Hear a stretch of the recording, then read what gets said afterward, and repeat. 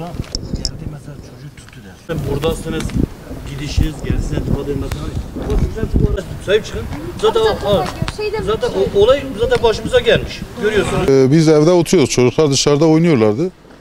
Bize haber verdiler, işte bir araç yanaşmış buraya. Biz sizin babanızın arkadaşıyız.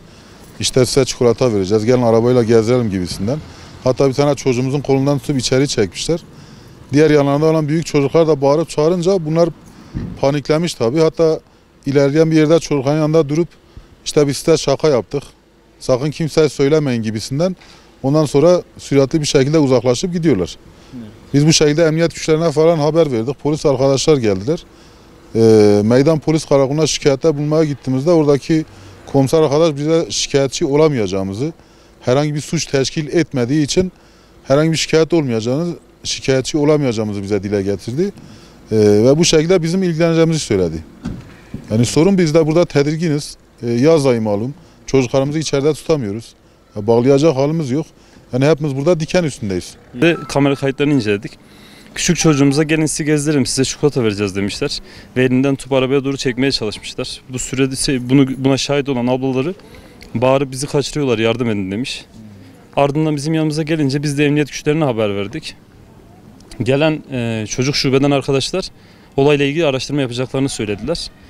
Ondan sonra bize meydan karakoluna gidip şikayetçi olmamız gerektiğini söylediler.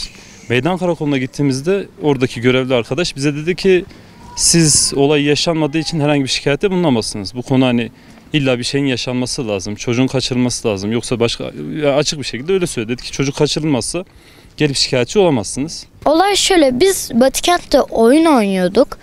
Böyle kovalamaca oyunu oynuyorduk.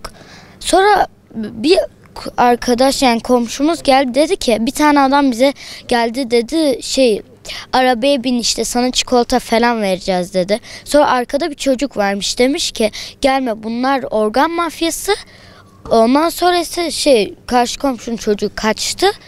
Sonra ise biz kovalamacı oynuyorduk. Onlar bu tarafa geldiler. Biz de koşuyorduk. Karşı komşunun çocuğu benim biraz arkamda kalmıştı. Sonra adam bağırdı, işte çağırdı ki gel buraya, arabanın arkasına bin falan. Ben de dedim ki koş gel buraya, yanıma geldi burada şu köşede. Ondan sonrası adam, sonra kardeşimin elini tutmuş, çekmişler. Sonra kardeşim bağırınca da bırakmışlar. Kardeşim yere düşmüş.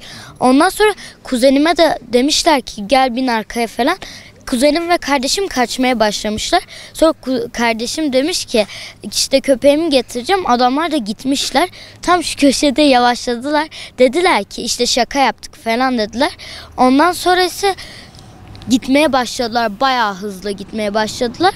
Sonra ben arkalarından çubuk fırlattım, işte o kadar. Abi ben Batıkent'te bisiklet sürüyordum. Adam beni durdurdu, cam açıktı. Dedi ki çikolata yer misin? Ben de dedim ki yemem. Ardından ondan sonra dedi ki arabaya gel, seni biraz tur attırayım. Arkada da bir tane çocuk vardı, dedi ki organ mafyası, o kaç.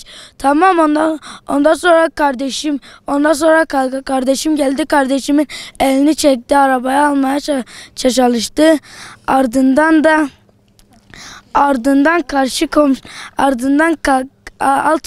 Alt komşumla karşı komşumu çağırdı, dedi ki karşı komşumun elini de çekti, arabaya almaya çalıştı. Bağırdı karşı komşum, dedi ki köpeğimi getiririm. Ardından da alt komşu geldi. Yine ikisini beraber çekmeye başladılar. İkisi beraber de kaçtılar. Olay bu kadar. Ondan sonra da abimgil bisikletle, araba buradan çok hızlı gitti. Abimgil bisikletle gittiler arabayı kovalamaya. Plakasını göremediler ama ilk başını gördüler. İlk başı 42. Gittim, dedim köpeğimi getireceğim. Adam da direkt gitti. Burada yaşıyorum. Dünkü yaşanan olaydan çok korktuk. Benim kardeşimi yapıp kaçırmaya çalıştılar. Kardeşimi de kandırarak sana çikolata vereceğim diye bizi yaptılar, korkuttular.